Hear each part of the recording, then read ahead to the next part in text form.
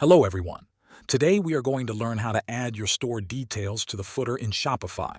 First, log into your Shopify admin dashboard. On the left-hand menu, click on Online Store. Under that, choose Themes. Here you will see the theme that your store is currently using. Click on the Customize button next to your active theme. This will open the theme editor. In the editor, you will see a preview of your store on the right and the customization options on the left. Scroll down to the bottom of the preview so you can see the footer section.